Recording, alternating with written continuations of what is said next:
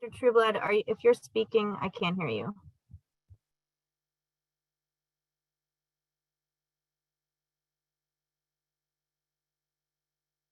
All right. Okay.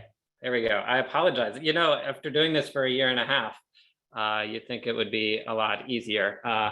Thank you all for joining us. I'm going to quickly, it was good to see, Parisa, thank you for asking who's new. I know this is actually my third time joining the Saturday group of the Grassroots Planning Coalition. I've been to a few steering committee meetings as well as to some individual meetings of various groups that are affiliated. So I know many of you know all of this, but I think it's just worth mentioning that the comp plan is required by DC's Home Rule Charter. Like many other cities, it's meant to set a high level guide for the future of the city. It really is a chance to take a step back and see how, how we want our future to be, and to try and align our investments and policies towards that through the lens of physical growth. It really is about the land uses primarily, but it has some other connections. We talked about some major themes to this update. The first comp plan was the comp plan that we amended, was actually passed in 2006. And so this was an update to that with a lot of changes, as many of you know, in the district since 2006. COVID-19 and recovery was a critical one. Obviously, equity and racial justice is one we'll be discussing today. Housing, intimately connected to equity, but also important on its own, and major updates to that. Resilience, whether it be how we deal with shocks and stressors, whether natural or man-made, how we make resilient communities physically and economically. And then public resources, really how do we make our investments in whether it's public space or capital infrastructure. So those were the big four. I think many of you know this. There are about 25 elements in the comp plan. Elements are chapters that cover different components of our city. We have these context elements that help set the framework for the comp plan itself. Then we have a number of citywide elements that focus on citywide systems, housing, for example, being one, but also things like historic preservation and environmental protection. And then we have 10 area elements. Some of you may hear us talking about some of these planning areas like Rock Creek West. I know we talked with some of you yesterday about that, or far southeast and southwest. You may ask why they don't align with wards, and that is because wards change. They changed once since these area elements were made in 2006, and they will be changing again shortly, actually. Then that process is underway actually right now. So this is really meant to help group areas of planning together with a view towards the long run. So while there are these 25 chapters and over 1,000 pages, as many of you know, a lot of people really like to focus, really do focus on these comp plan maps because it is about physical land use and how we use the limited land that we have. The map on the right is called the Future Land Use Map, and it talks high level about the kinds of uses and densities that we have. It was derived from kind of zoning, which was really meant to separate uses. These days, we live in a world, especially in an urban area, where we're trying to combine and create mixed uses. So you'll see, if you ever zoom in, lots of stripes that show residential and commercial together. And then the generalized policy map on the left, it has all sorts of layers on it.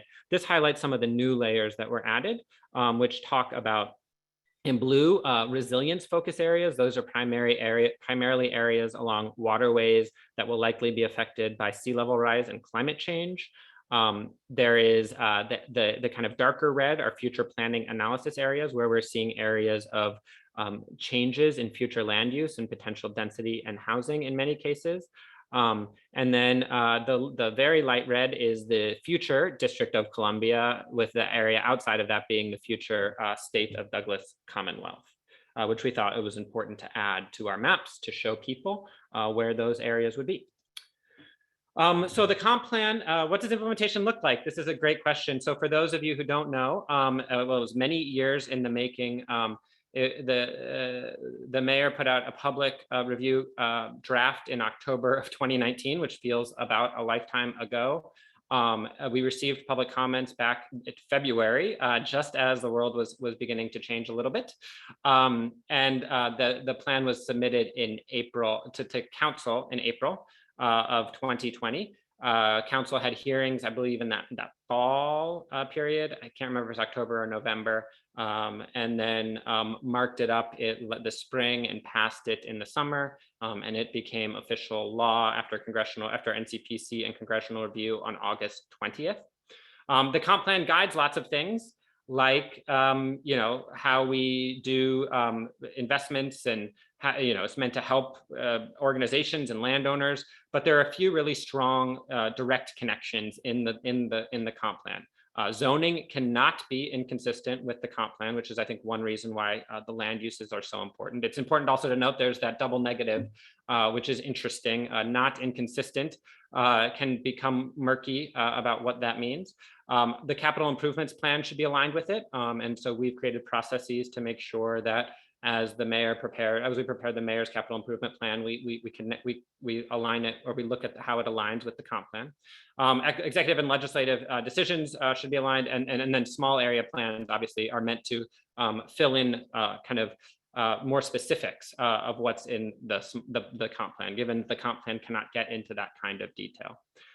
It's worth noting that while Office of Planning sort of shepherds this through, many district agencies are involved on the government side with implementing it, and also, I would say many non-governmental agencies, including Grassroots Planning Coalition, are incredibly important partners and are meant to be able to use it to further their work as well.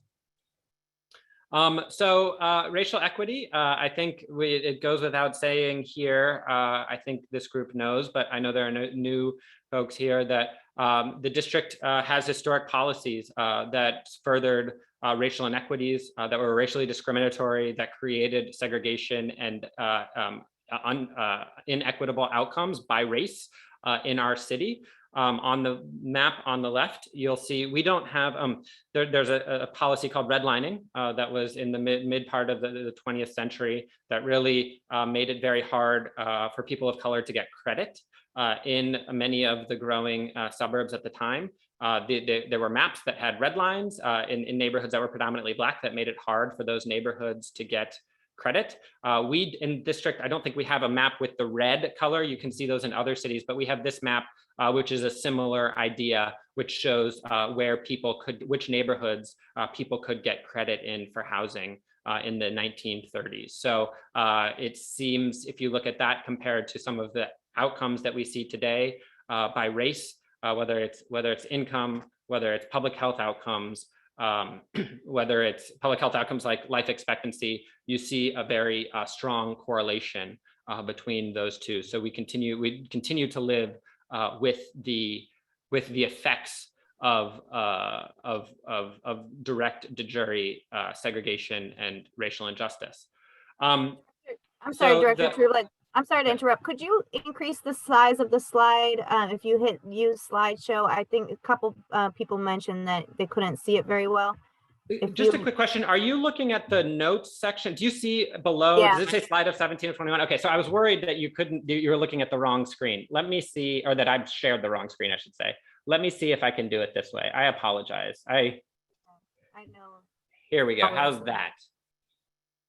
Better. There you go. All right. Perfect. Apologies. Well, I'll just go back real quick so you can see the slide, because I know there's a lot of little maps. We could have a whole nother discussion, and you may already have had these discussions about some of these things. We actually have a housing equity report that was put out that talks more detail about these. So it's worth mentioning equity and racial equity are kind of are throughout the comp plan. One thing I sort of skipped over, Parisa, that you know well, and many of you around the screen know well, is that the framework element was actually introduced a few years before. And in the framework element, there was an important definition of what equity means that was included. And it says here, I'll just quote it because I think it's just important to say, equity exists where all people share equal rights, access, choice, opportunities, and outcomes, regardless of characteristics such as race, class, or gender.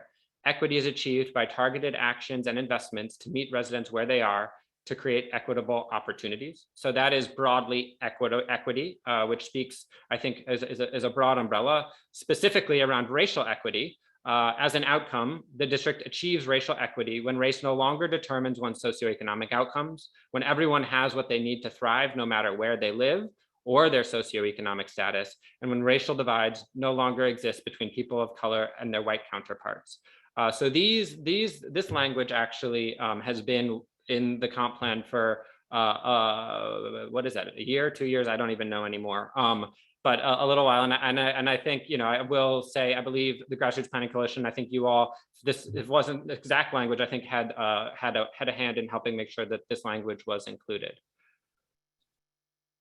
So that was in the framework element, which was passed earlier. In all those other elements that I just went over, those other 24, there are 4 explicit examples of racial equity lenses required to be applied. Now, it's worth mentioning, racial equity is actually throughout. I think there are over 100 or nearly 100 different policies and references to specific opportunities and issues and challenges around racial equity. But when we talk about lenses, and that is the process of applying a racial equity lens to, it is about applying kind of an analysis to a process.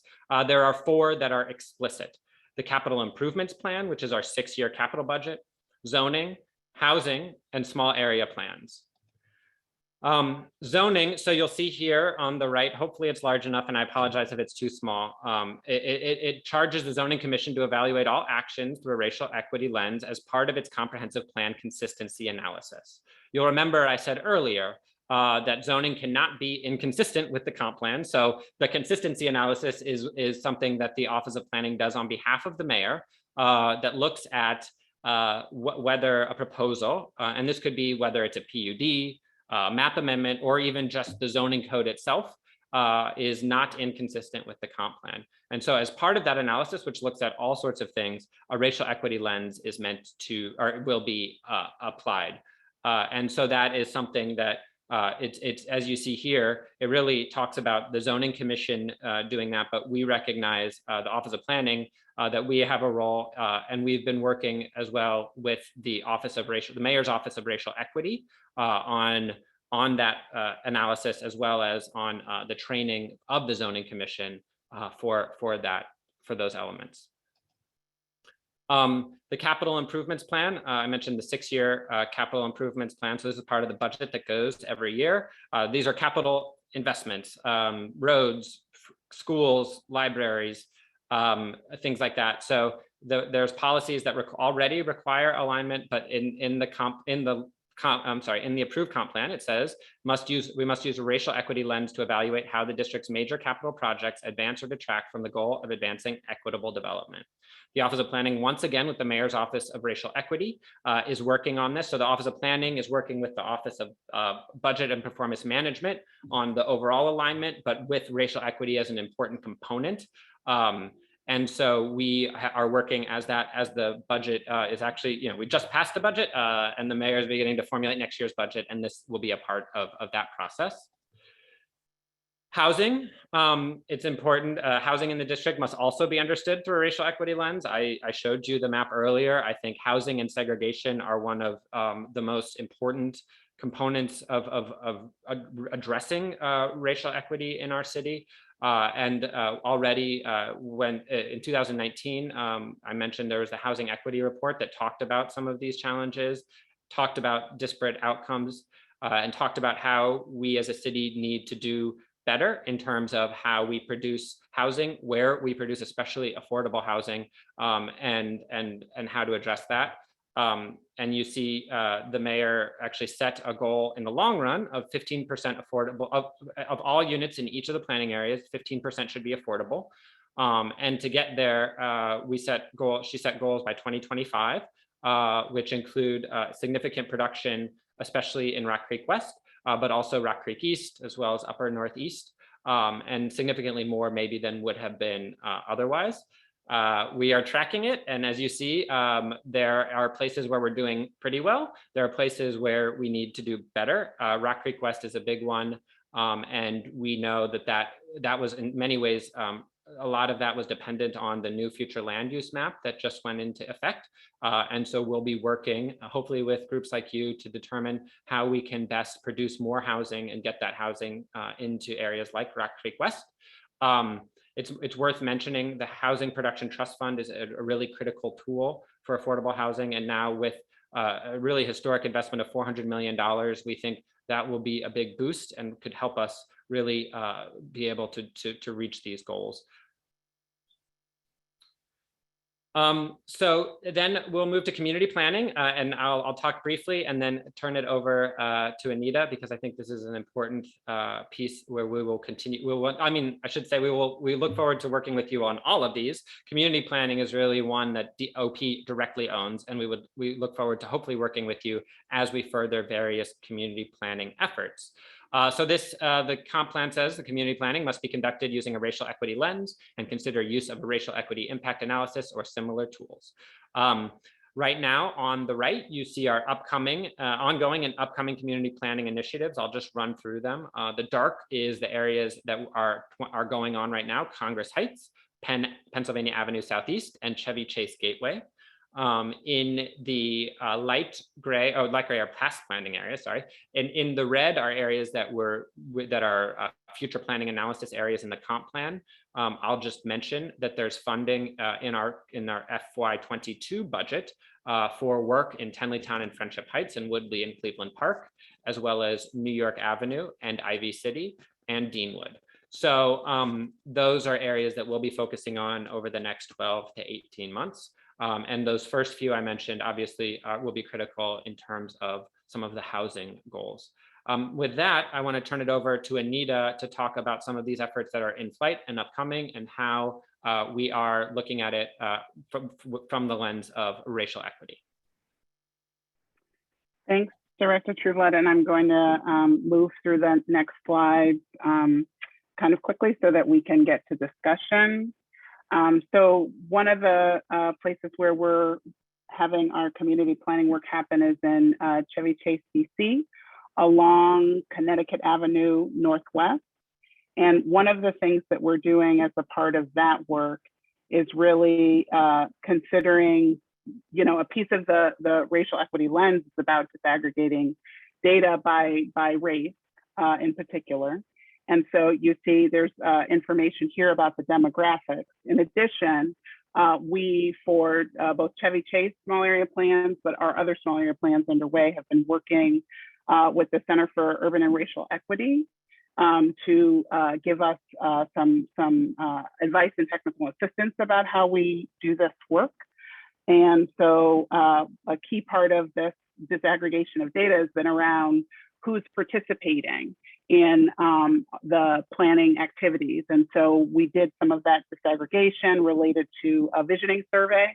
It's a really big component of how we're getting feedback, particularly in an era where we can't, where we're needing to be socially distant and have needed to do that over the past year and a half. And so that's one piece of it. Another piece of it is really around making sure that we're appearing through virtual platforms and that we're offering office hours virtually and having partnerships with community advocates and Main Street and others, and making sure that we've got content that's not just written, but also is in audio format. And so that's a piece of thinking about both the data, which helps us think about the equity and outcomes. And it also is about the equity and process and the kinds of activities that we're doing and how we evaluate those activities. So I want to go to the next slide that helps you think of, or gives you a sense of how we're thinking about kind of what is the outcome, what is the end that we're looking towards. So these are some of the questions that our small area planning work is really engaging in Chevy Chase, and this came about both through our particularly through our conversations with the Community Advisory Committee in Chevy Chase, DC, and also some of the things that we've been learning through our work. So these questions about kind of the legacy of racialized land use and what it means for today and how that relates to outcomes that people want to see in the future. Also leveraging the density increases to really provide greater housing in a place of high opportunity, particularly as you think about the demographics in the slide before, a place that is overwhelmingly white and overwhelmingly wealthy. water and rich with amenities, civic amenities, and others. How do we make sure that that's accessible to others? So that's just a little bit about Chevy Chase. Happy to share more as we go into the Q&A if that's of interest. So moving to one of our other community planning initiatives, it's around Congress Heights, DC. And if you think about kind of the demographics, it's and kind of a reverse that we see. It's predominantly Black. It's the income and the wealth is much less in Congress Heights, and the housing needs in that way are different. And the lack of amenities, as you can see in the access to resources piece is significant. Now it's in a place where that is starting to change and more investment is starting to happen. But as we move to the next slide, there's questions about really making sure that kind of this new development avoids displacement. It actually builds the capacity of the community stakeholders to engage and to benefit from that investment and those changes that come into place. And then also thinking about the tools that OP has at our disposal around land use and public space activation, urban design. How can that really help to kind of build another set of amenities that are really important and have been identified by the community members in Congress Heights as being really important, really wanting to have space to gather and celebrate the important history and legacy and current culture of today, and particularly in light of what the pandemic has done as it relates to our ability to gather. So moving to the next slide, we kind of have some reflections about our third community planning initiative along Pennsylvania Avenue Southeast. This came about in a really interesting way because the community members really organized to be able to have resources to do some planning initiatives or planning work there, building on a plan from back in 2008 was the initial Pennsylvania Avenue small area plan, really thinking about, okay, what has changed since then? What do we want to make sure helps really realize the goals that folks have in the community? These were some of the key pieces. And so really thinking about kind of what we wanted to see differently, the piece about being really kind of community responsive, having a planning focus that thinks about kind of quality of life, social determinants of health, thinks about community engagement in a very different way, in a way that's actually culturally relevant to the community members, and this piece around capacity building for lots of the different organizations and institutions that are working to develop and have kind of building opportunities to thrive, et cetera. So the last piece here, I just want to offer a couple of reflections. As Director Trueblood said, kind of we're early in this work to embed that equity focus. So we have a few reflections here. And so this piece around really kind of reversing these impacts is complex. It takes time. And we've certainly learned that in a kind of as staff in an individualized way, as we've had some capacity building workshops with the Center for Urban and Racial Equity. We also need to look across systems. And so we're really excited because the Mayor's Office of Racial Equity is starting a cohort, and we're participating along almost a dozen or just about a dozen other agencies that are really thinking about how to center racial equity. It also requires certainly planning across scale for similar reasons. This piece about the shared understanding and acknowledgement of our history and kind of the legacy of racism in America, we're already starting to really build our muscle to really understand this in an authentic and practical way through our internal OP Racial Equity Working Group. And we think we're going to really deepen that work by participating and getting some additional capacity building and training through the Government Alliance on Racial Equity that's having a cohort this year. And then lastly, this piece around kind of differing views of systems and change. And that's why it's important for us to be in dialogue with you all and really thinking about where is the place where kind of those differing views meet and where we can, think about the goals that we're working towards around housing. How can those be realized? How can those be rooted in data? How can those be rooted in lived experience? How can those really have an actual impact for people both today is really important, but also as we think about kind of the generations to come. So that's, I think, what we want to offer for now, and take a pause. So I know there's been a lot of questions in the chat, so let's I turn it back to you, Parisa. Thank you. Yes, thank you. So we're going to take a couple of questions from steering committee members audibly, and then we're going to read from the chat. So if you have not put your question in the chat, please do that. If you have some barrier with doing the chat, you can let us know. You can raise your hand.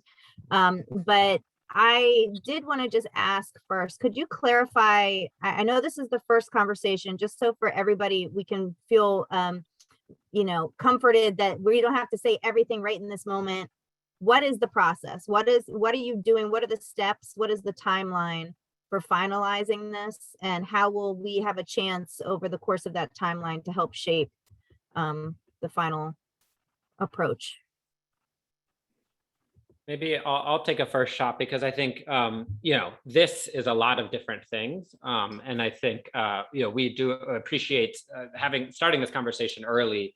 As I mentioned, the comp plan was only passed in August, in fact, or completed in August, and we're still finalizing actually the document itself to be published, and the final maps just for council sign off. So we're still sort of in the tying up with the bow stage, but we know we have to be able to do multiple things at the same time, which is, as a capital budget gets formed and all that. So I think, each of those lenses, I think, has an opportunity for your engagement. I think the reason we were excited to have Anita here, I'm excited to have Anita here, is because where we really, I think, can use your your help and your guidance is around the small area plans and the community planning efforts. And that's, it probably depends on who different groups here. Some may be more interested in how we think about more affordable housing in Friendship Heights. Others, Parisa, I know we've talked about how to make sure that we do a racially focused centered, a racial equity centered small area plan in Ivy City. So I think those are the upcoming things that we can really use help in designing. And then those ongoing efforts like Congress Heights, will be, please participate. We'll be putting out drafts shortly of those, and your feedback and comments and engagement is really helpful. On the zoning side, I think you'll see as different actions are taken, there will be a chance to participate with the zoning commission as well. So I think it just, it's kind of like choose your own adventure in terms of what you're interested in and what is most important, or what area or what issues and topics are most important to you. Okay, just to clarify though, for zoning, will that mean that there'll be any kind of change to the zoning regulations that like literally spells out a different approach when they review development, or is it solely OP's review and OP's guidance that incorporates like some kind of racial equity analysis? I think that may be up to the zoning commission. As I think you all know, the zoning commission is kind of a remnant of pre-home rule era. It has 2 federal members and 3 mayoral appointed members. It's independent. So I think if you look at the way the comp plan speaks to it, it really speaks about racial equity through that consistency analysis, but that I think the zoning commission can take other action. Maybe, I don't know if they deem it important, necessary, legally important. So I think I don't want to speak for them. I can just speak what we can do. So I'm gonna invite one of our steering committee members, Chris Williams, to ask a question, and then Caitlin is gonna read out some of the questions she's compiled from the chat. Chris, are you? Thank you very much, Parisa, and thank you to Anita and Andrew for being on today's call. Of course, Andrew, you and I have had extensive discussions about racial equity in the city and the central role of your office. I have to say I'm very disappointed with your slides today. I don't feel that it demonstrated an understanding of where we are in terms of racial inequity in the city. I think that a simple slide on the unmet housing needs by race and income would have gone a long way to convey that you really understand what's at stake for our city and why we have been insistent upon a change in the way that your office in particular does business. We didn't really hear a lot of specifics today. We heard that you are, as a matter of general principle, going to do more community engagement and emphasis on small area plans, but you've already wreaked havoc in many communities, including in Southwest, where even against the opposition of the community, you have green-lit these projects. And of course, the Zoning Commission looks to your office. But here is my question. With the upplumbing that has taken place with this new amended comprehensive plan, that creates a major structural barrier for racial equity. I would like for you to speak to that and how specifically your office will try to seek to overcome the limitations that you have with the fact that there are changes in future land use. Thank you, Chris, and it's always good to see you and hear your feedback. I think that we believe, or I actually think that the flum and the places were created more. What you use the term upflumming for those who are new. It means areas where we created more density, especially opportunities for housing, and primarily in transit-rich areas. I was actually undoing some of the barriers that created racial inequities in our city. You saw the segregation, you saw the challenges and how land use has been used to be exclusionary in the past. And so it really, I think, is a fundamental principle and underlying, not principle, but a fundamental underlying piece of the comp plan that we need more housing, especially in high opportunity areas, and more affordable housing. And so I would say the flum is actually a piece of addressing proactively, addressing and redressing some of those exclusionary policies of the past. I think that gets at one of your last bullet points, which is the fundamental different view on, you said differing views of systems change. And for us, looking at the flum changes that lead to the zoning changes without putting in the protections for the very lowest income, we're actually furthering gentrification in these areas. And I think, that's sort of what Chris's point was, is that, when we say 15% will be affordable, we're not even saying at what level. And then, as people have pointed out in the chat, does that mean 85% is not affordable? And that really is opening the floodgate in communities that have been, historically more affordable for higher density luxury housing. So if we don't put more protections in place, we're making it harder for the people who live there to hold on, and we're not addressing the very large, Chris, he referenced that we didn't see any numbers about what is the need compared to what you all are planning in terms of building, where's the need. So I think those demographic, some of the data does need to be presented better there. Can I just, a couple of things, unfortunately, it was a 15-minute slide deck that, covers a lot. So I apologize that it didn't go into much detail. We have more detail, if you go to housing.dc.gov, lots of data at the regional and local level. But I will say, if you look at where many areas that we focused on for additional density, they are in areas oftentimes that we need more affordable housing in high opportunity areas. If you look at areas where, I think, Parisa, you talk about the importance of supporting and providing opportunities for existing residents, you'll oftentimes see less upplumbing, as it was called. And I will also recognize or mention, it's worth mentioning that it's all worth seeing, it must be seen through the lens of the housing element itself, which, Parisa, you talked about some of the important language around protections that were put in there. So I think, different as the comp plan, we can talk broadly and generally, but I think each area gets a different treatment. And you heard Anita talk about some of the things that, for example, that we're looking at in Congress Heights around supporting residents there who can who we want to ensure can live there and participate in some of the development that's happening at St. Elizabeth. So that's, I think we agree in some ways around some of these important geographic differences. Okay, Caitlin, do you want to bring in a couple questions from the chat? Yeah, chat's hot today. I tried to coordinate them so that some of the questions were similar, and Parisa already mentioned that, but I think I will start with the one. There's been a few questions about the definition of affordability for the 15%. And also a great question is, if getting 15% affordable housing is dependent on 85% of new housing being market rate, won't that exacerbate the need for affordable and public housing? Yeah, so I think, there's always questions about defining affordability. In this case, for the basic analysis, and it was really a starting off point, was using the federal definition of affordable housing, which is 80% of median family income. Someone can afford that by paying less than 30% or less of their income. It's worth noting that all district policies, including I think guidance in the comp plan, speak to much lower affordability levels. The Housing Production Trust Fund really is 60 and 50 and 30%.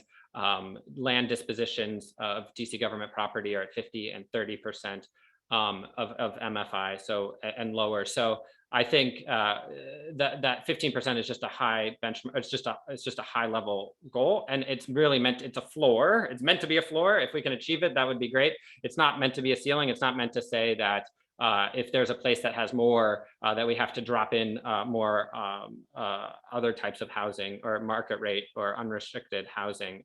So it's not meant to be that. It was really meant to guide from a sort of an equity lens where we had a deficit of affordable housing opportunities.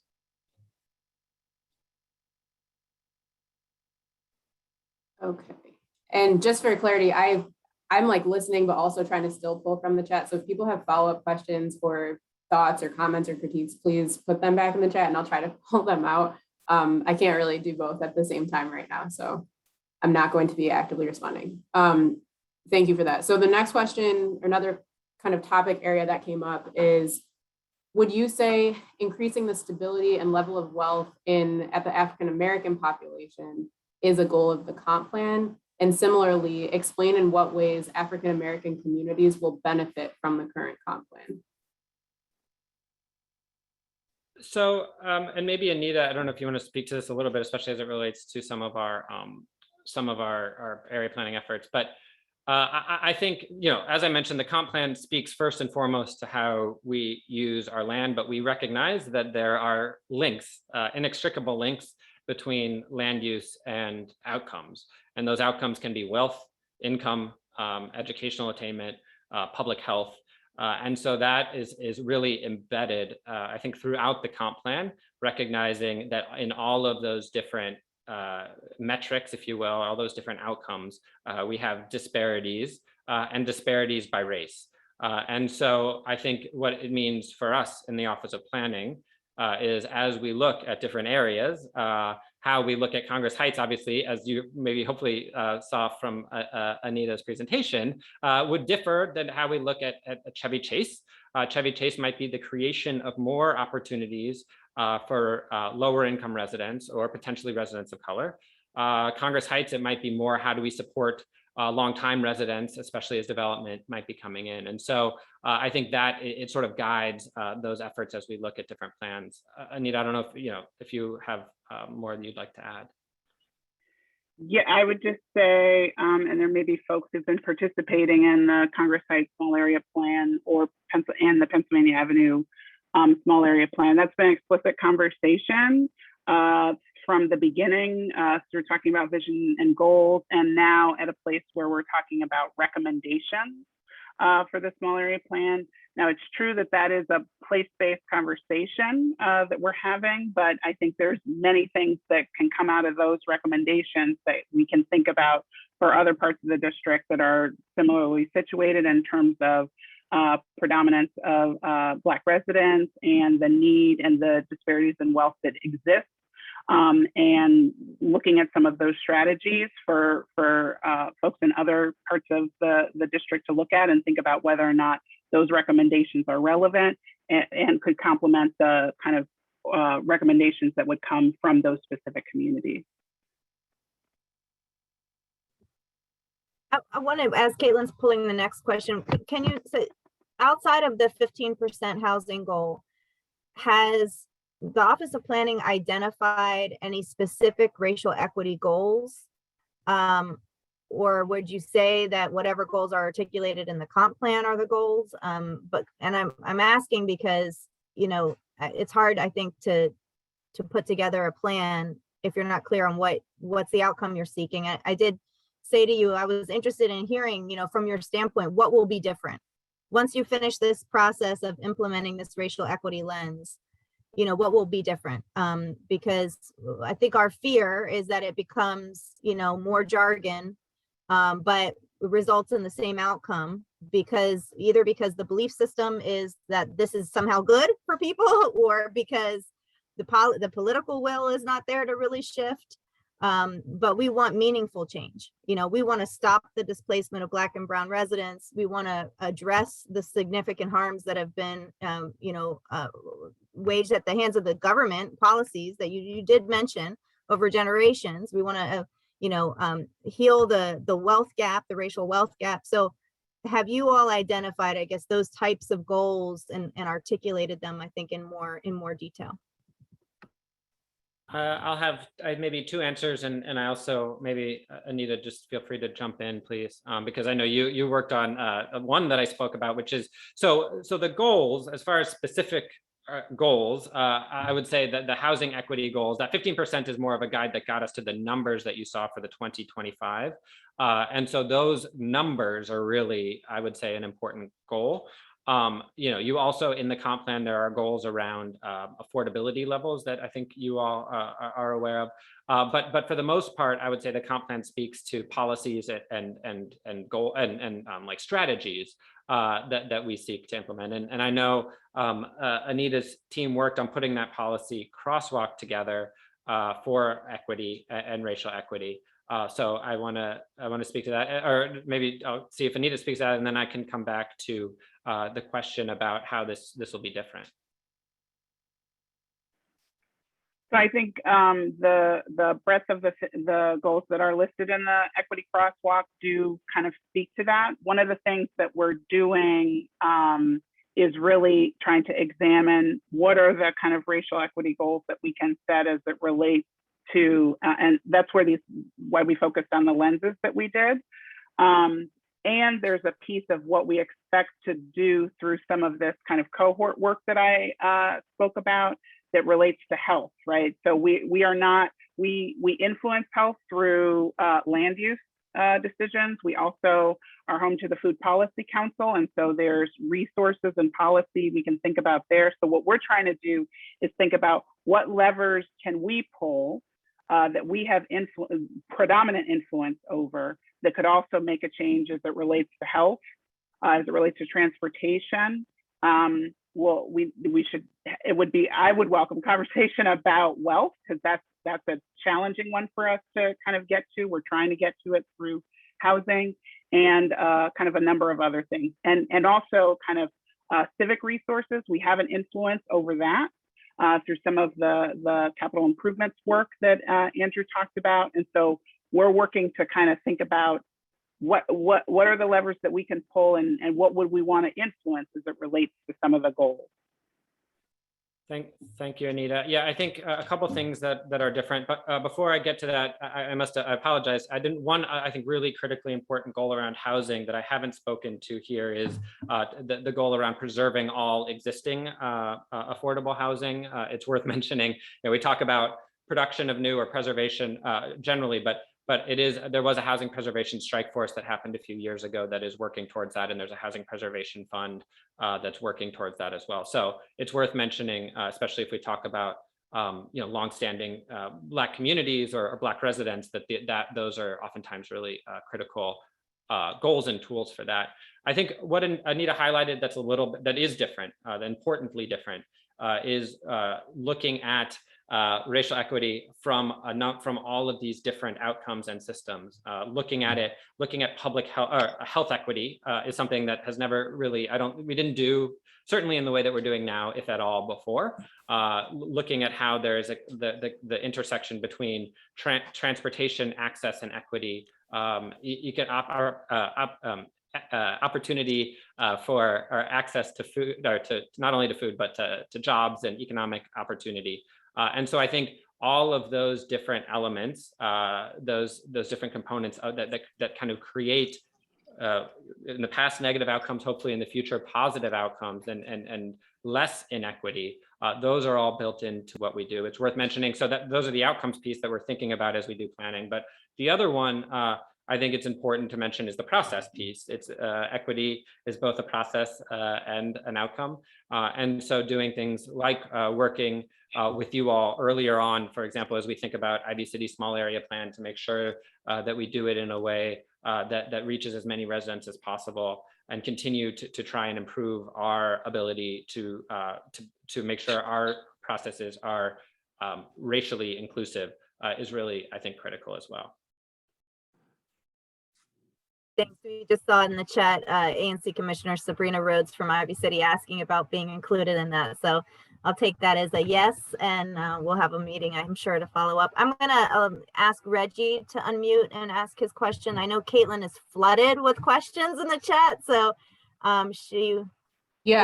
Reggie, I have like a bunch of your questions in the chat. Okay.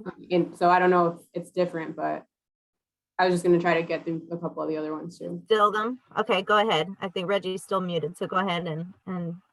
I mean, I don't, like, you can ask your question, Reggie. I don't know if it's going to be one that comes up, but let me do this one first. So there's been some questions about the chronology of how all of this stuff has been working in terms of making up for historic inequities, but also checking gentrification taking place now.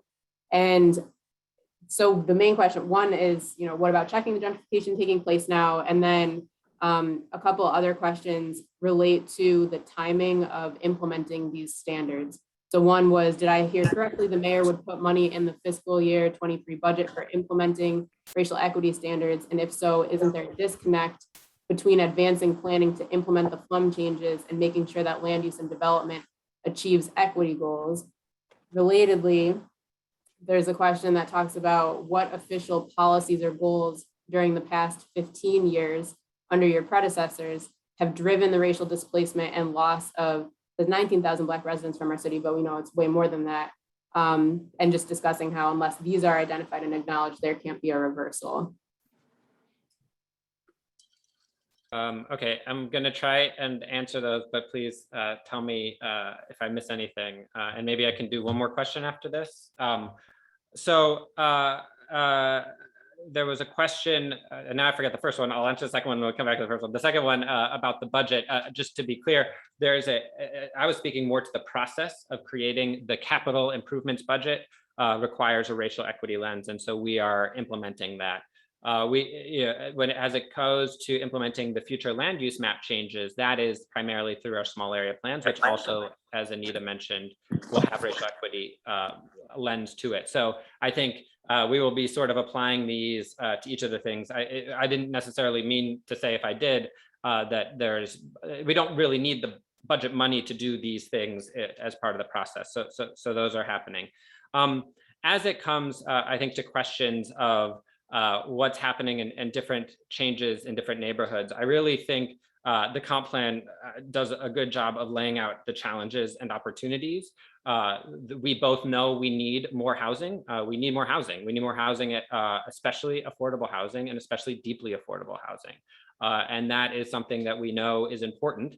And that is something that's important so that residents can continue to live here and that future residents can call this city home. And so I think how that plays out, the comp plan does a good job, I think, also of saying that is different in different parts of the city.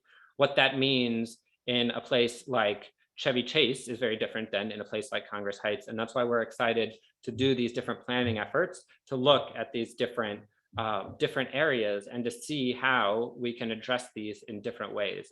So I don't think there is a kind of a one size fits all answer to to those questions. You know, when you talk about the residents we've lost, I think we're looking very much at the census data as it's coming out. And I think it's telling very interesting and different stories. We see that some of the biggest loss of Black residents is in Ward 4, for example, many homeowners and many seniors. So I think that may be a different story than what we might think is happening, or than what we see is happening in a different part of the city. And we'll be, as we get this data, number one, looking to make sure it's right. We see some really some concerns about lower populations around Howard and around the DC jail that we worry are more about COVID than about DC's population. But also looking at the changes by race and seeing what that means in different parts of the city. Caitlin, will you remind me what the first part of the question was? I don't know. Wait, I was trying to write it down and I missed it. I'm sorry. No, that's okay. Hang on. Give me a second. So the first part, and maybe you answered this, but so sorry if I'm messed up.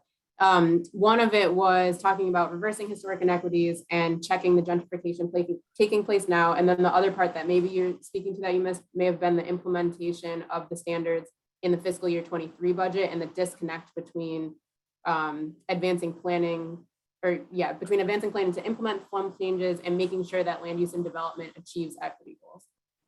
Yeah, and I'll just say one, so I think I spoke to those, but I will say something else that I think is important that I know some of you know, but it's worth sharing with everybody.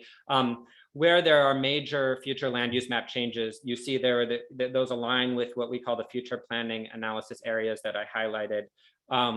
Those areas, the comp plan says, need some level of planning work before the zoning commission can implement them. So they can't just up FLUM or change the zoning on some of those areas. And that's why we're doing the work we're doing that I think will be critical around Friendship Heights and Tenleytown, for example. I think it's worth noting that when that piece went through, some neighbors, especially along the Benning Road corridor, said, well, we've done planning. We sort of know what we want in these changes in the future land use map. So like, we don't want that to be a hindrance towards the zoning commission's changes. So they took that out, and we're actually working right now to look at what those zoning changes might be on the Benning Road corridor. So I think it's worth saying on each of these, there will be that racial equity lens either through, well, in some cases 2 times, once through a planning analysis and once through zoning, but always certainly through zoning.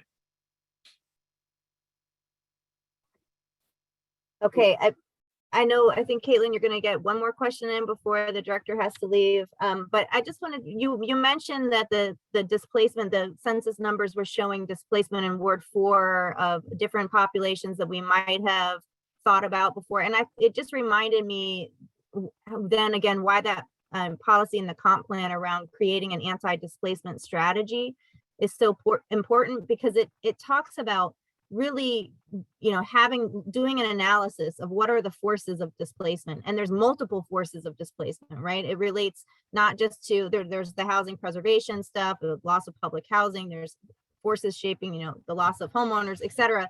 There's criminal justice forces, incarceration, all of these things. So and again, getting at, each neighborhood is not the same, and all of the needs are not the same. And racial equity has to be, it can't be a cookie cutter approach. I mean, we have to do targeted investments that heal harms and address, needs that are different in different areas. So I just raise that again, if we could, revisit that anti-displacement strategy, I think that would benefit the racial equity goal setting as well, looking at those forces of displacement and intervening, against them. Yeah, thank you, Parisa. I think it's a great point, and I'll just add to that. We're just getting some of the Census 2020 data now. We got one batch for redistricting, but we'll be getting more with deeper data kind of throughout the end of this year.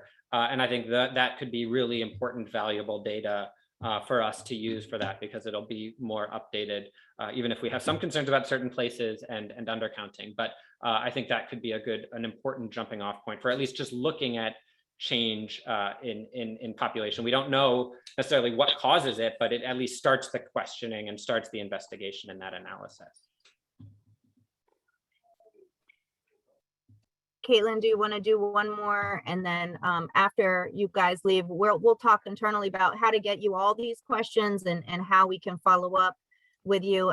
My thing is, this is the first conversation of many. So I'm expecting that we'll continue to have a back and forth, and then we can strategize about, some of the pieces that maybe we can focus our energies on with you, assisting you to get, to get together. Caitlin. Yeah, thanks. Andrea just pointed out that I resaid the wrong part of that question that did not go answered. And the part was, what were some of the policies from your predecessors that have contributed to the loss of people? So maybe that was answered, but I have the whole list of questions. So for those in the chat who your questions may not have been answered, we can send these along directly to the folks on the call today and try to get those answered in the future. There's been a lot of questions particular to specific neighborhoods. And that speaks to, I think, one of the other kind of streamlines of questions, which has been, how are communities going to actively be engaged in these planning processes, like in a real way? I mean, we had a conversation yesterday, Director, about that with, DEMPED and Director Donaldson, and I think that's going to continue to come up. And so, yeah, I guess I'm trying to find it now, but the overarching theme is, how are communities, which existing groups too, are going to be engaged in that process to make sure that whatever happens, their wants and needs are taken into consideration and actually implemented. Yeah, I think it's important that our goal is to engage as many groups as want to be engaged in these issues. Our intention is never to exclude, even if, so that is the goal and the intention. I know that we don't always hit that. And part of that is really an ask of you to make sure that we're thoughtful of these. And our intention is, in areas that we know are specifically of interest to different groups, that we engage earlier and sooner. And work together where possible to make sure that we reach as many residents and stakeholders as possible. So I think, that's a very broad and generic answer, but for example, I know, Parisa, we've talked about Ivy City and how we can talk to you even maybe before we start doing a statement of work for that to make sure that we're thoughtful about the language we include for the contract support. So I think the intention is to try and include interested people, interested stakeholders, interested residents through each of these processes. Sure, if I ask a question, because we wanted to know from the perspective of people preparing the coalition, how are you ensuring that you're aligning the initiatives and things in the comp plan with the goal 12 of Homeward DC, providing universal housing rights in the District of Columbia? And how does that also relate to public housing properties like Berry Farm? So I think maybe I'll repeat what I heard just because it was a little bit fuzzy, but I think the question was, how does this align with Homeward DC 2.0, and what's the role of housing authority properties, including Berry Farm? So what's interesting is how Homeward DC 2.0, as I think came out actually just as after this was already went to council. I think when we looked at it, much of the language of the comp plan is still supportive of Homeward DC 2.0. I would suggest that Homeward DC 2.0 is going to be obviously the most important document in terms of driving investments and decision making, and you see that in the budget that was recently passed, the mayor's proposed budget that the council approved, which included money for vouchers, included money for acquisitions, included a number of different investments to move forward the goals of Homeward DC 2.0. So I think, like I said, the comp plan is supportive of it, even if it sort of predates it a little bit. As it relates to the housing authority properties, I think there are various properties in different parts of the process. Berry Farm is obviously one that far predates the comp plan, but I think the changes to the comprehensive plan support the redevelopment plans, and so that is what is going through zoning commission right now. So they will look at Berry Farm through the lens of the updated comp plan.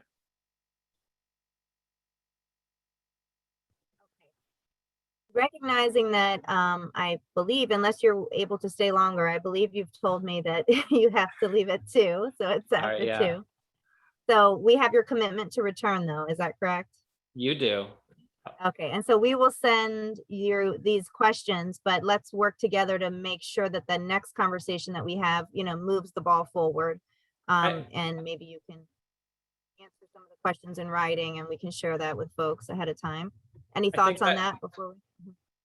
I think I'd love to see the questions and respond as we can. I think the other thing maybe to think about is as we get focused on different neighborhoods, are there smaller group, are there smaller I know, you guys, I know you have lots of committees and lots of work to do anyway. I don't want to tax your time, but it may be worth thinking if there are ways that we can engage smaller groups on specific questions or issues as well.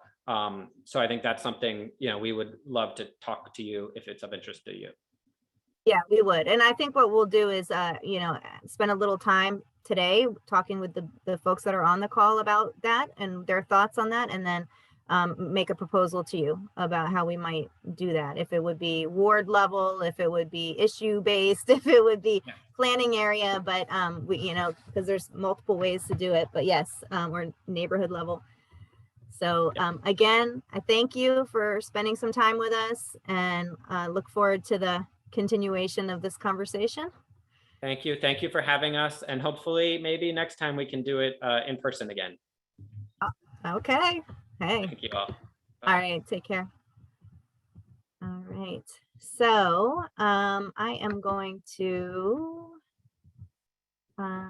okay.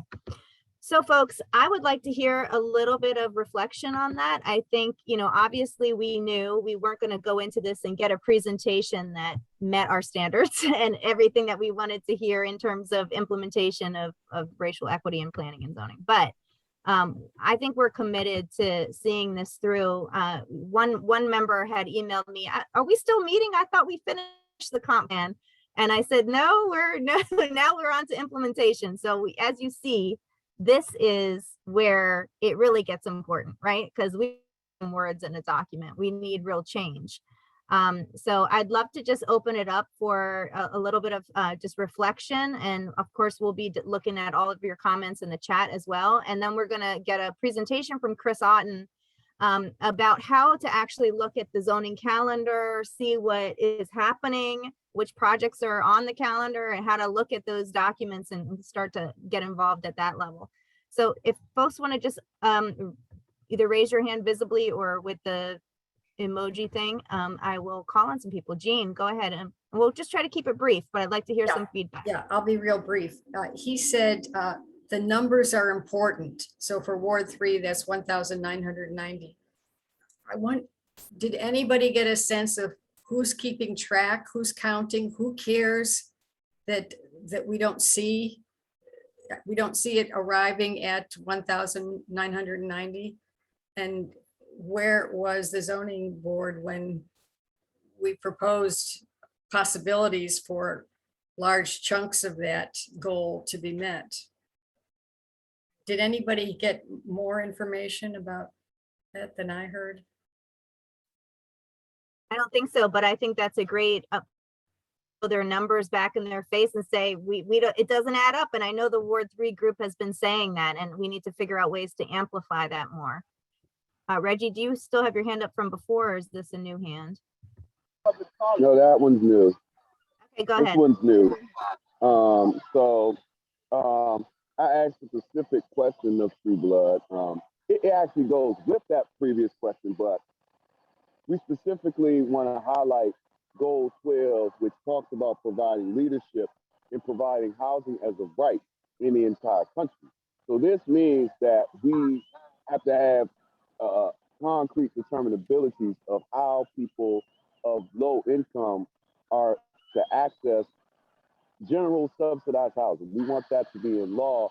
And so I think that, the Grassroots Planning Coalition should do some thinking about that, taking a look at what's in there and what is needed, because directly the board that I serve on, which is the ICA, cannot produce a law itself. So we need organizing apparatus and a coalition of folks to strategize on how we can produce the housing as a right in law and spell it fully out so that it can be possibly proposed by either ballot initiative or if we find a receptive council member that would propose something like that. But that's what the goal gets at. It gets at data and activities to get us to that space where we can organize housing as a right in law. And that would include people who are homeless. That would include people who just need affordable housing. That would include our public housing residents. And a big significant part of that are strategies on how we maintain and increase wealth and income, especially in the Black community, because they are 86.4% Black of the homeless community, and majority of the 39,000 which the bill went first. Okay, thank you so much, Reggie. So the policy proposal around housing as a human right, and I do think that we should add that to our agenda. Policy ideas in general, we have several that we need to follow up on. Any other feedback, especially on this racial equity lens implementation? Chris Otten, go ahead. Yeah, just real quick. I mean, I might be a little less cynical about this if I heard Andrew Trueblood, the director of the Office of Planning, come on and say, "Oh, you know, we're up in Chevy Chase right now. And we're looking at a small area plan, and we're going to require 100% of the housing to be affordable." Instead, I heard words like, "We're going to look at how we can do that," and we're thinking about. This plan got passed in May by the council. Like, I am shocked, and this is kind of what we're going to talk about in a minute, that, you know, we're looking at zoning applications coming down the pipeline next month that's going to implement this past plan, this plan that has been passed. So the fact that they're at the beginning of these things. Also, I didn't hear about the census numbers. I heard it. We're looking at that now. That's been out for at least a month now. We know another 20,000 Black folks have been displaced over the last 10 years. So that's 60,000 over the last 20 years. 60,000 Black folks under the current planning posture. And when I see the page about racial equity and zoning on their presentation showing a building of, here's how we're going to do racial equity and zoning, and it shows a building with affordable units put around the building. You know what I'm saying? I mean, how do we, that's their form of racial equity. So it's going to be more of the same, is my sense. I heard transportation access, right? So when you combine how transportation access is racial equity, but then you hear them talk about how we up transportation sectors, and then that up plumbing is only going to be 15% affordable, right? So where is the real equity there? The numbers for me, it doesn't match up with the flowery language. Chris Williams has his hand up. And then Eleanor, I see your hand. Go ahead, Chris Williams. Again, I was very disappointed with OP's presentation and response to today's meeting. I felt that another area that wasn't really covered sufficiently was around public housing redevelopment. OP has signed off consistently on developments that in many cases have decreased the number of redeveloped units lower than the ones that were being demolished. So Andrew did not speak to that. Anita did not speak to that. And we have several major public housing redevelopments, such as Greenleaf in Southwest, that's coming online. And so if you're talking about community engagement, when you're talking about racial equity, DCHA or DC Housing Authority really should be a part of that conversation, because their mission is to provide housing for the least vulnerable. And we know that the City Council has had many concerns about the Housing Authority acting as an arm of redevelopment. And so you would think that if OP is really interested in looking at racial equity and doing things differently, that the housing authority would really be central to that. But it is not, unfortunately. So we will have to continue to keep their feet to the fire. Again, they are probably, in my opinion, the most powerful city agency. They're very under the radar for much of the public, but they are highly influential. If they say no to a housing authority project for public housing redevelopment, that project does not go forward. So they really need to exercise all leverage they have to push forward a new social equity agenda that ensures that there is greater racial equity in this city. Chris. Eleanor? I think in addition to pushing OP and the zoning commission, we should keep in mind that some fixes will need legislation, and we shouldn't forget about that. Absolutely. We need both. Renee, did you have your hand up or was that a accidental? I did have my hand because what startled me when someone said, you know, with the upflumbing, there are going to be fewer opportunities. He fundamentally disagreed with that which doesn't make sense. If land becomes more dense and more commercial, it's going to be more valuable. And so people are going to put it to people that own it are going to put it to the use that they can get the most money. And that usually is not housing for working class and poor people. So I think we have to keep that in mind as we approach him, because I didn't see anything in their presentation that gave the very communities who are being impacted or going to be impacted any authority. Or I don't even know who they're talking to in Ward 7 and Ward 8. And I think we have to he said, oh yeah, if you know of people, you know, let them know about it. Tell me about it. But they should be on the ground it's not hard, finding the different organizations in the communities that have been working for benefit of their community for many, many years. Yeah, I agree. And the fear that I have is, you know, over the last year, they've been doing stuff virtually. All the meetings have been online. So they're saying, well, we're getting more people, but you're obviously missing some key people if you're doing stuff online. And when we go to Ivy City, we're going to make sure it's not all online. And we'll do the door-to-door outreach to gather input and prepare people for a small area plan. And I don't know if that has happened in other neighborhoods, because there's not always capacity. Was there one or two other comments before we move to the next piece, Berlin? And then Meg? Berlin, you're on mute. Okay, can you hear me now? Yes. I wanted to pose a question for him that would have been a hypothetical example for him to apply a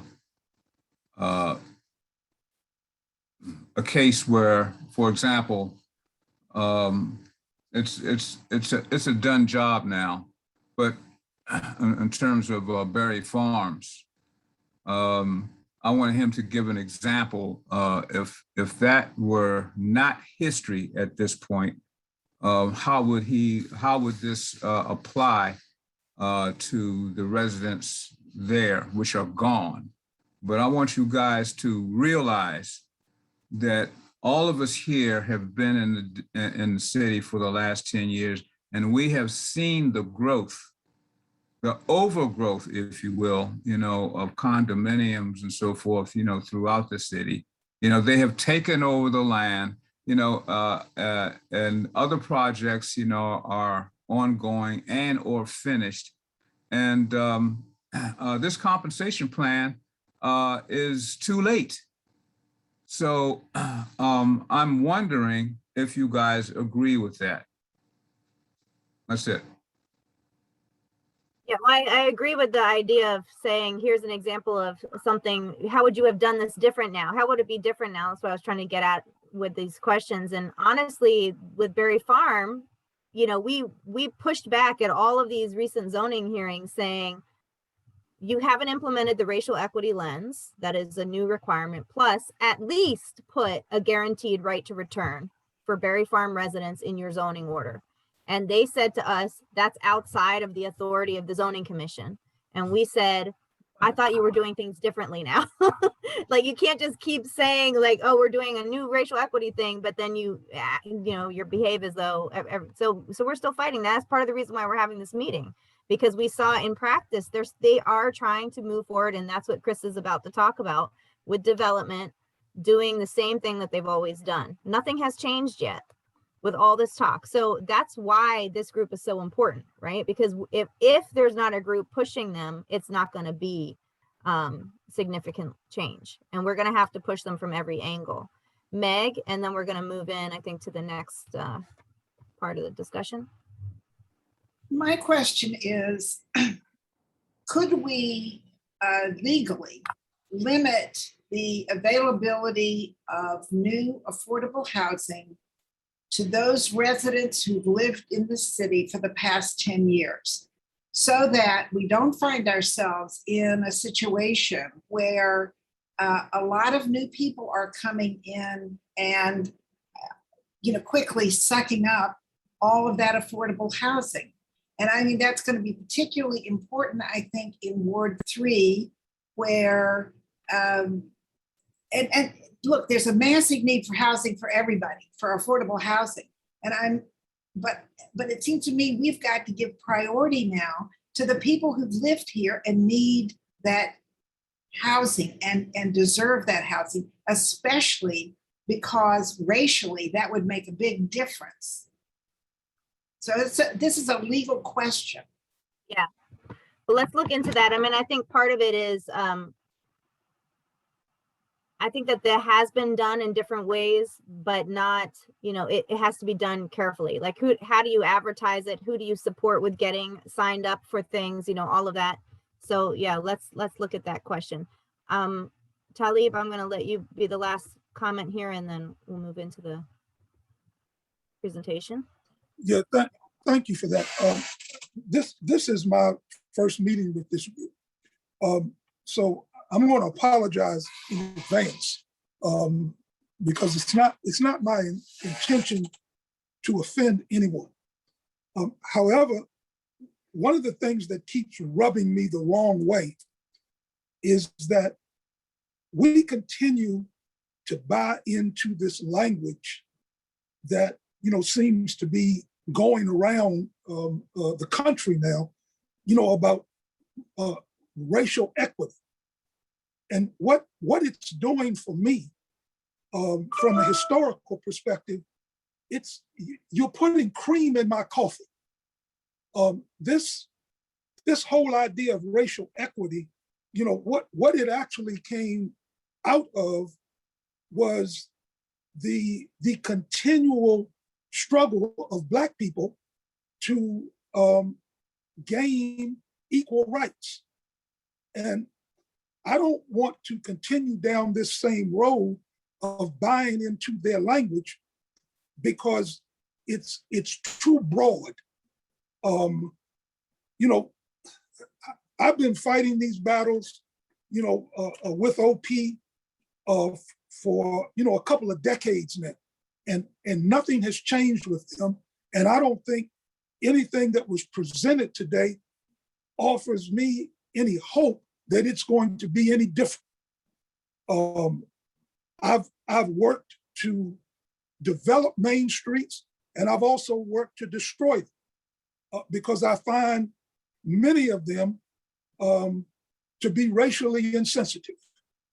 They can be hotbeds, for both all kinds of racism, and I've pointed it out to them.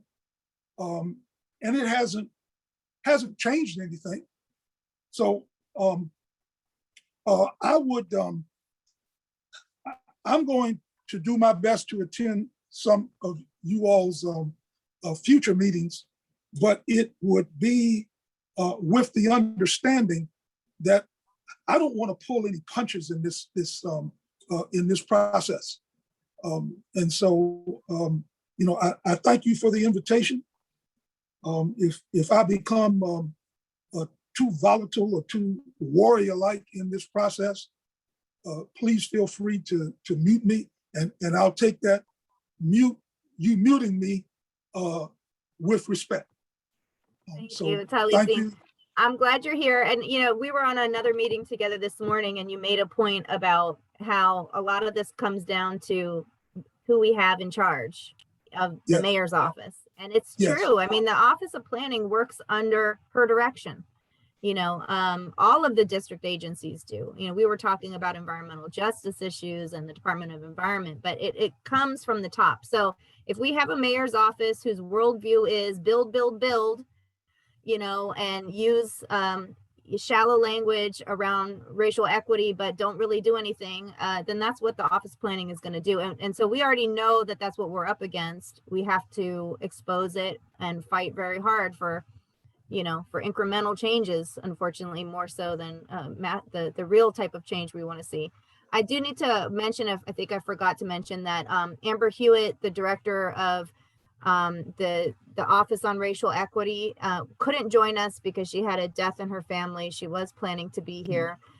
She's in charge of implementing the racial equity training for the different government agencies. And you might have heard Anita mention this cohort. So she's convening a group of different government agency representatives for this training. And they're also working on racial equity tools. So some type of review that, you know, could be used, like a racial equity impact assessment, some set of questions that these agencies could use. She has committed to come and talk with us at a later date. One of the things they're doing is creating a toolkit for government agencies to use for racially equitable community engagement. A lot of the stuff we talked about is, you know, who are you talking to? What's the process? How are you outreaching to people? And so I did let her know that we wanted to give input into that before it's finalized. We want to see a draft and give input before it's finalized. So she committed to that as well. I'm going to turn it over to Chris Otten, and I think he's going to share his screen and show us how to use the zoning website. And I'm also going to put in the chat a link to a little survey. We did a survey, you know, before the summer, and it had some glitches in it. So if you did this survey before, do it again. You weren't able to check as many boxes. So this is about, you know, where you think we should focus next and what role you want to play.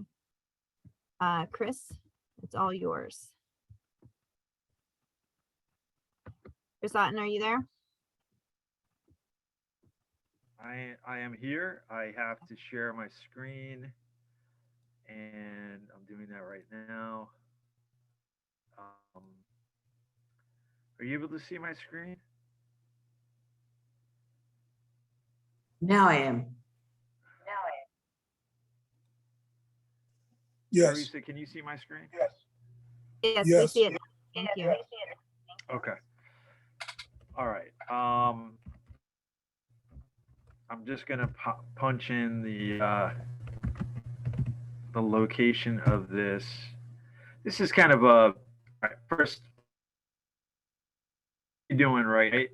I really what I was asked was help folks on the call today look at the various websites where we're going to see how OP implements this new comprehensive plan through development, and how that specifically is going to come by way of the Zoning Commission and the Board of Zoning Adjustment, the Office of Zoning.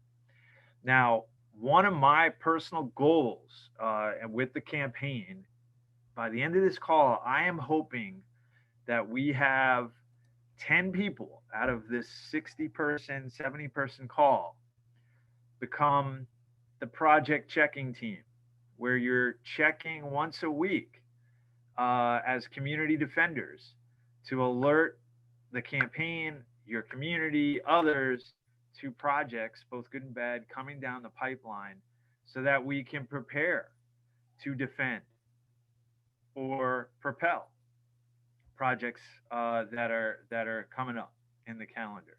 I hope that makes sense. That's kind of the goal here, is that we want to form a team that's doing this regularly. Because if it's one person here or one person there, really we need to be prepared as a group to understand what's coming down the pipe, not be surprised by it, and then know how to defend ourselves if it's a really bad project.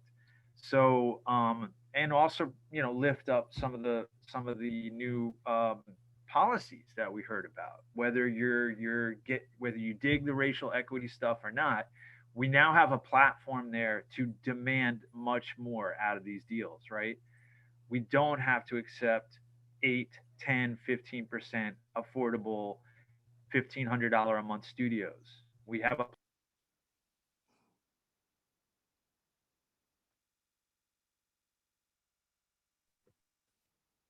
Did we lose you? Can't hear.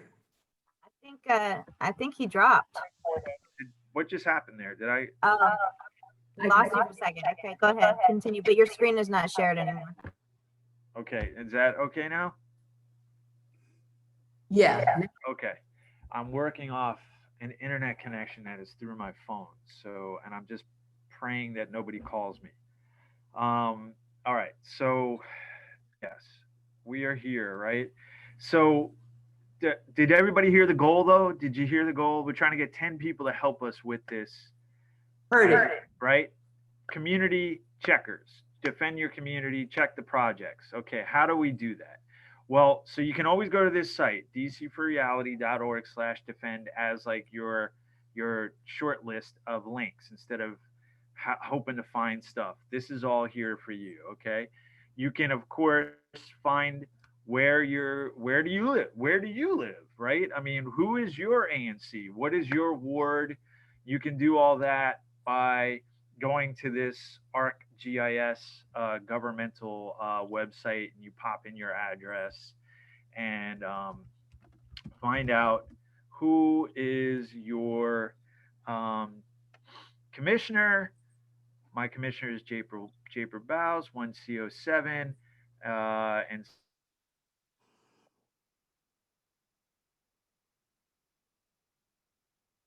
so it kind of gives me a sense of where I'm at here. So yeah, there's that. You want to figure out, this will play out later, as you'll see in the conversation here as we go forward. Okay, so let me go back a page. Where did that go? Oh boy.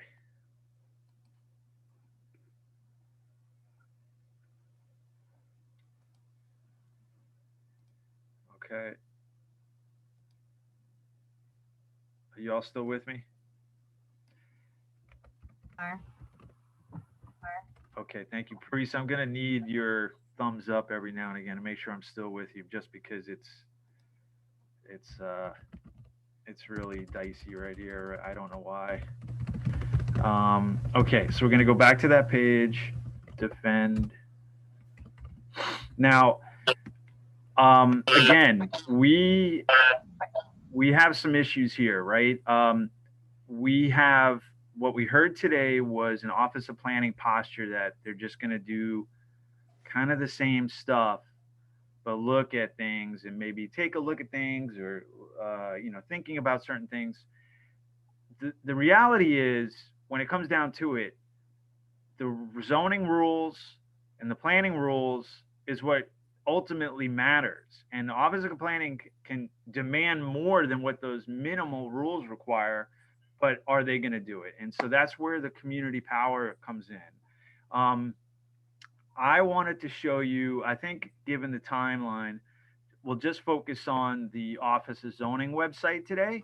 But the DC Municipal Regulations section of this page is critical, because that is, you can find your zoning regs there. You can find your comp plan regs there.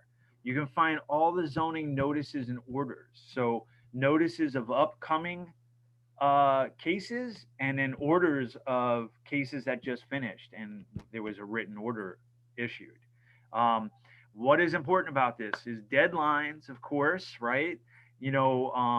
Every deadline is critical. And when you have a notice come through about a case coming up, you got to get your community ready to be a party, to be part of it. When an order comes down, you have a certain amount of time to maybe file an appeal in the court, right? So there's deadlines associated with this. This is why we need to stay on top of it. But let's look at the Office of Zoning website. We're going to look up old and new zoning cases. I really want to point us to the zoning calendar. This is an important site. I'm going to click there, and up comes the zoning calendar, ZC calendar, right? Parisa, can you see this? Is this still coming through? Yes, we can see it.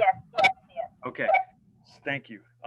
So this is like the easiest way to see what's coming down the pipe at the zoning commission. It's got a 3-month calendar.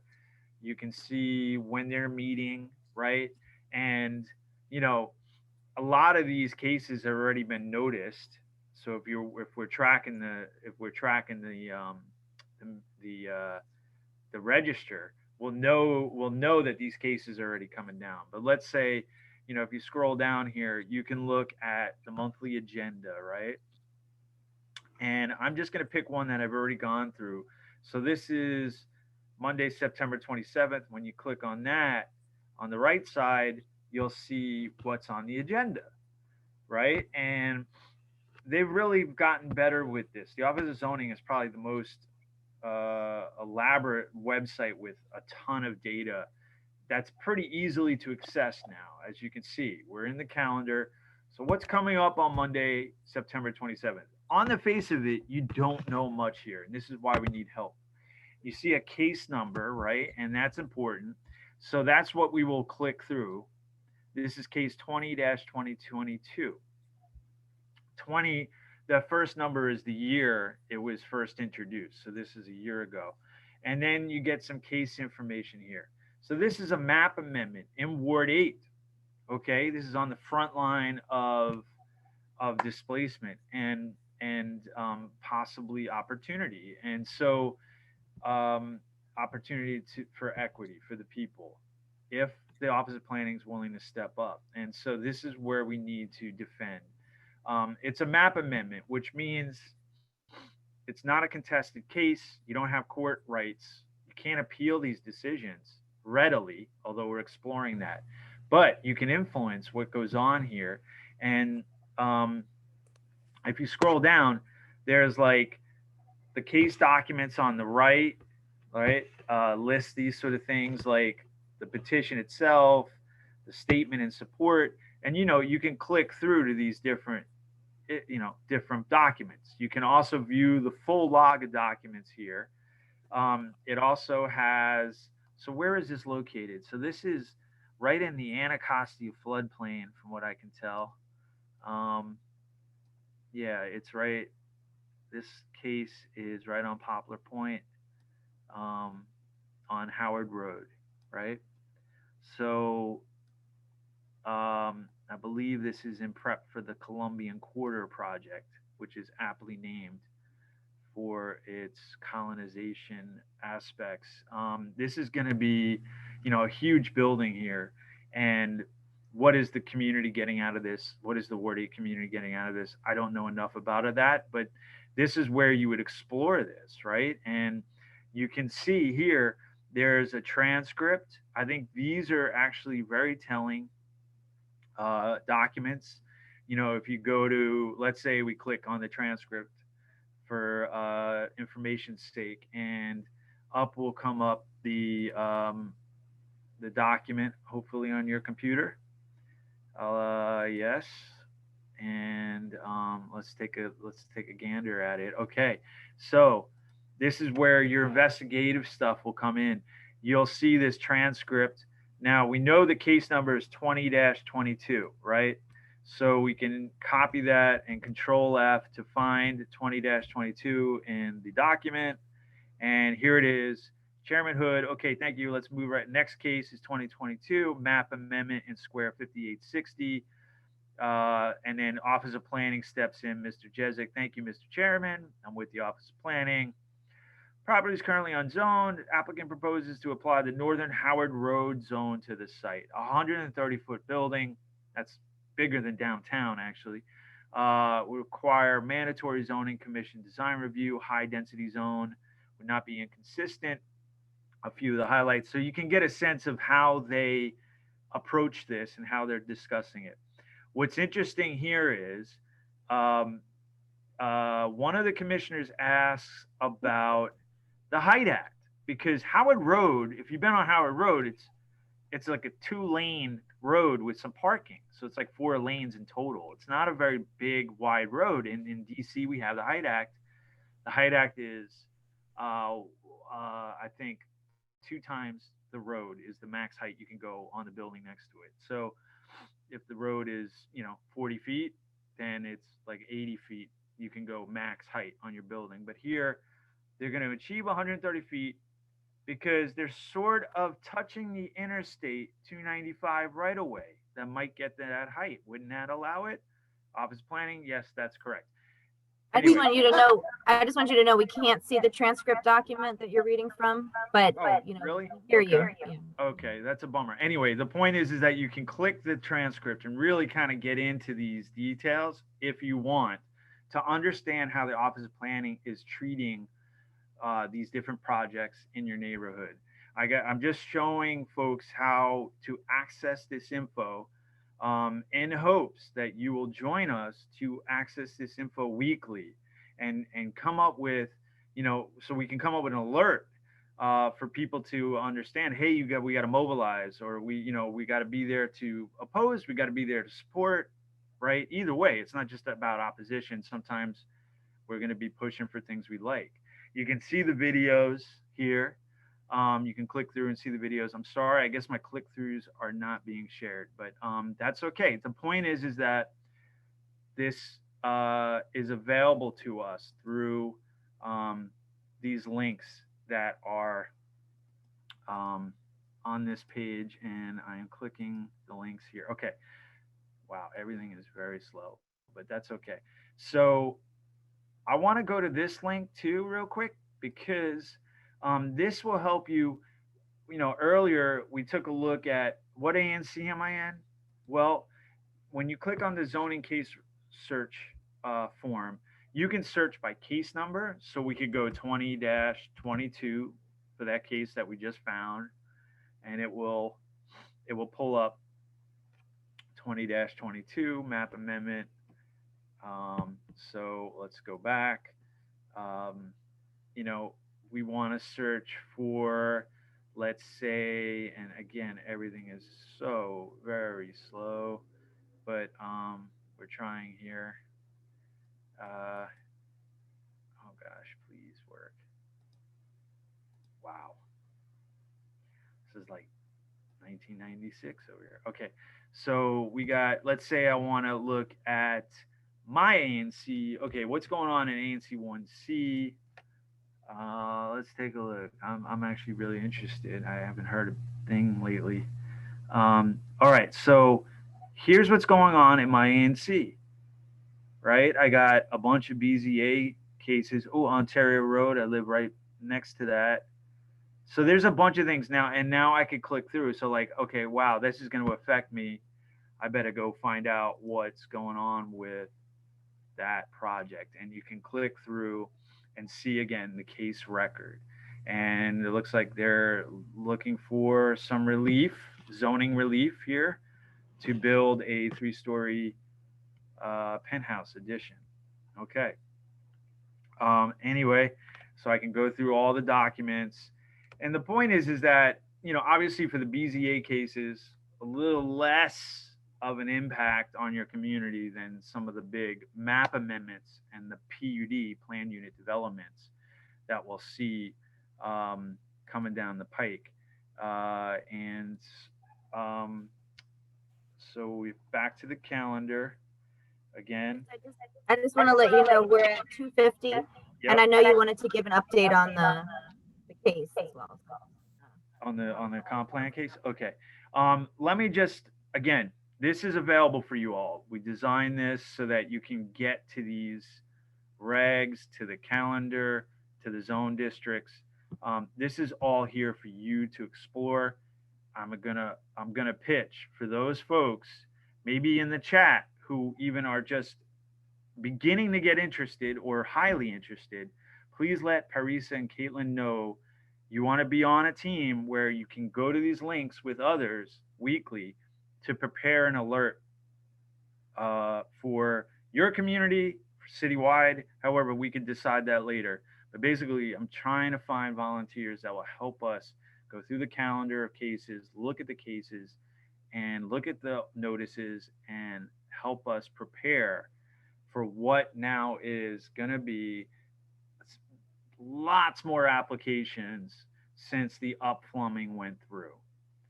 Okay, and that's do we want to do any questions on this, Parisa, real quick, or do we have time for that or no? Well, you have 9 minutes till 3, so it depends on your other stuff you wanted to talk about. Okay, so I just mentioned the upplumbing. Andrew Trueblood kind of blew that off as not a big deal earlier. There's 200 million square feet admitted by him that is in the upplumbing that was approved by the council in May.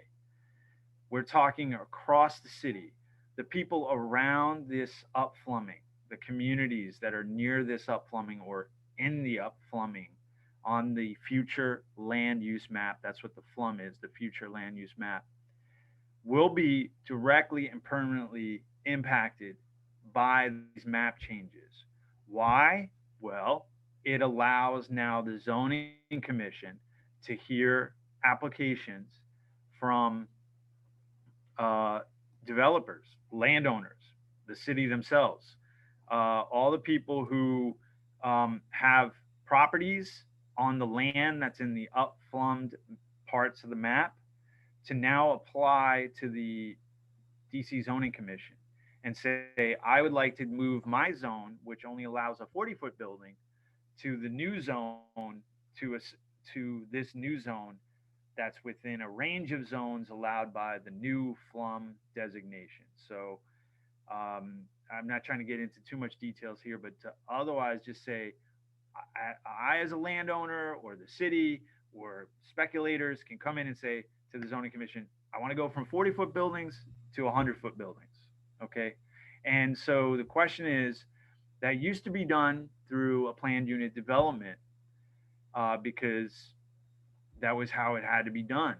But with the upplumbing process now, you don't need to get a planned unit development. That means you don't necessarily need to get community buy-in. You don't need to get a community benefits agreement together as a developer with the community. You don't need to do any of that. You just need to apply to the zoning commission for a map amendment. And that's what we're seeing coming down the pipeline here on these calendars. And what we need to do is be at these map amendment hearings to say, where is the racial equity, right? Where is the equity? How about we just say equity involved for the community in giving away all the air rights to the developers to build maybe buildings that are appropriate at 100 feet in your community. Maybe you don't mind the density, but in the giveaway of the air rights, in the giveaway of our community sky, our community noise, pollution, all of that is going to go up. The induction of population will have impacts. How are we studying them? And what is the compensation for the community? What's the benefit for the community other than more taxes for the city, right? And so that's what we need to prepare for. We have a comp plan lawsuit that is currently working through the courts. It's alive. We have an attorney. We have 15 plaintiffs from around the city, almost all 8 wards. I think just Ward 2 is not represented because they didn't have a lot of upplumbing. But these are residents in the comp plan lawsuit who live around the upplumbing and will be directly and permanently harmed. And what is the law that we're relying on is the mayor and the council together were supposed to do planning impact study of that proposed upplumbing before it became law. Do you think they did it? So no, they didn't. And so where is the racial equity in that? How about just basic planning principles? Where are the basic planning principles? You want to, upzone large swaths of areas, 200 million square feet. Let me put that in some context. That's 100 McMillan Park projects around the city. And so, what are the impacts on that, on the people who have been here? What are the displacement impacts? What are the pollution impacts? None of that was studied. That's the centerpiece of our lawsuit, and it's still alive. The city has filed a motion to dismiss. We're going to be responding to that very soon. But the point is that people are fighting for planning in this city. And if it's not going to happen in the court, like this case, then it's going to happen at the zoning commission and at the council and with the mayor to make sure that they are doing the planning that we want to see them do that does bring about a change, not just language, but real changes with how business as usual doesn't happen, right? We want real planning. We want real impact studies done. We want real compensation for the communities impacted. And I think that's about it. I don't know. I can answer any questions, but certainly I hope that was informative, and I hope that resource with the links is helpful to the people on the call. So we will definitely send out the document with all the links. I think the steering committee can talk a little bit more about what this team that Chris is asking folks to volunteer for, what exactly we're asking you to do, and send that out in our follow-up as well. It's 2:56. Is there any burning question before we move towards closing out? I know it's a lot of information, and it's one of these things that we could schedule a more in-depth time to walk through it together. So for those who are interested, you can also put that in the survey that I put in the chat, and I'll send it out again with a follow-up link so that we know that's something that you're interested in. Brigitte, you had a question, a comment? Yeah, thank you so much. This is an awesome meeting. And the question I have is, where can we look, or who is doing the looking at other communities to see how they've been able to, to see some models, if there are any, right, that we could call on. And I'm especially interested in, like being serious about economic impact and public housing, and what are the principles and policies that would have to be in place so that we wouldn't have continue to be at the top of the list for gentrification and displacement. Yeah, we do the Council Office on Racial Equity and the Office of Racial Equity, Amber Hewitt's office, is doing some work to look at what other cities are doing. I think the biggest resource for that is the Government Alliance on Racial Equity, GARE, which Andrew Trueblood did mention that they were going to be working with, and Race Forward, which is another national group. I'm actually going to be working to convene a group with some other folks from around the country to also look at these policies that just got approved recently to move forward with that. So if you have suggestions of groups from other cities that we would want to be in conversation with about this, please do let me know, and we'll bring that stuff back to this group. Whatever we learn, we'll bring back to this group. Chris, can you stop your screen share if you can? And Nick, you wanted to make an announcement or comment? I do, thank you. Neighborhoods around the city are experiencing the installation from DDOT of bike lanes, and they're doing it without planning studies. They're spurning community engagement, and they're ignoring the circumstances that would make the neighborhood unique. And we have formed a coalition throughout the city, including Ivy City, DuPont Circle, Shaw, and we invite others to join us. We have a petition, and we also have established a Facebook, which I put in the chat. We are interested in stories and photos that would help to bolster the fact that these protected bike lanes, surprisingly, while they provide safety for the bikers, create a hazard for pedestrians, seniors with walkers, toddlers tied together with a rope on their way to daycare, the handicapped, and you and I. So we want community engagement. That's what we're after. And so give that some consideration and sign our petition. Thank you so much. Okay, well, I'm going to be, we'll be sending out follow-up with your questions that we're compiling for Director Trueblood. the different materials that you saw today, the survey. We'll meet again in October. And I just want to thank you all for spending some of your weekend with us. It was good to see many of you again. Look forward to continuing this work with you. Feel free to unmute and say goodbye to everybody. And we'll see you at the next meeting. Thank Bye. you. Thank you all. Bye. Thank you, Teresa. Thank you so much. Thank you. Take care. Have a nice Thank weekend. you. Bye, bye, bye, bye. Bye. Okay, me. Bye, everybody. Bye-bye. Thank you for a Good great day. meeting. Absolutely. Thanks for being here. Great meeting. Thank you. Yes, great meeting. Thank you.